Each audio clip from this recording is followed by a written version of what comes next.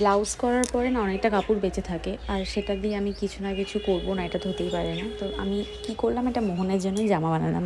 মোহন হচ্ছে আমার শ্বশুরবাড়ির গোপাল, যেটা আমি মোহন বলে তাকে ডাকি।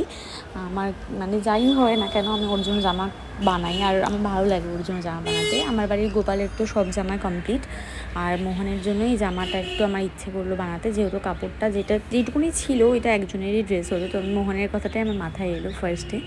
তো এখানে আমি ওর জন্য একটা উপরে কুর্তা টাইপের বানিয়েছিলাম, ফুল হাতা পাঞ্জাবি টাইপের। একটু ব্লাউজ পিস যেহেতু মেয়েদেরই, তো দেখতে একটু মেয়ে মেয়ে টাইপের, কিন্তু ভালো লাগছে, বেশ সুন্দর হয়েছে পাঞ্জাবিটা।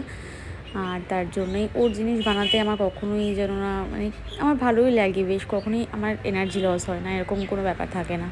ওর জন্য নতুন নতুন কিছু জিনিস বানানোটা আমার সত্যি খুব ভালো লাগে। আমি আগে হাতে সেলাই করে বানাতাম, এখন যেহেতু মা মেশিনটা গিফট করেছে আমার, অনেক সুবিধা হয়েছে। আর আমার তো এখন যখন যেটা ইচ্ছে হবে আমি সেটাই বানাবো। তো এখানে পুরো আমি কমপ্লিট করে ফেলেছি, কীরকম লাগলো অবশ্যই সবাই জানিও।